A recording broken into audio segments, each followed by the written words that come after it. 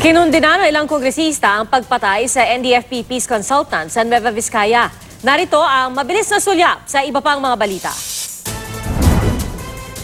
NDFP Peace Consultant Randy Felix Malayaw, pinagbabaril habang nasa loob ng isang bus na nasa stopover sa Aritao, Nueva Vizcaya. Tumakas ang gunman sakay ng isang motorsiklo na minamaneho ng kanyang kasabwat. Kinundina ng Makabayan Block ang pagpatay kay Malayaw. Dahil din dito kaya ayon kay NDFP Chief Political Assistant Jose Maria Sison, kaya nirekonsidera na nila ang pagiging bukas sa peace negotiations. Mga pananim sa Atok, Benguet, muling nabalot ng andap of frost.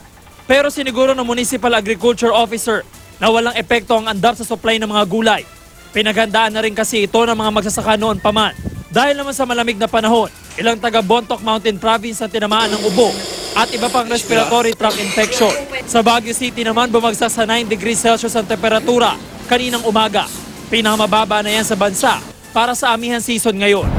Sulfur upwelling dahilan ng fish kill sa Talisay, Batangas ayon sa BIFAR.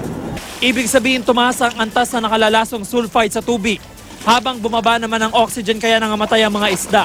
Noong nakaraang Sabado nakita na raw ito ng BIFAR at nagbabala sa mga may-ari ng fish cages. Kanina doble kayod ang mga mangingisda sa paghakot ng mga namatay na isda para di raw madama yung mga buhay pa.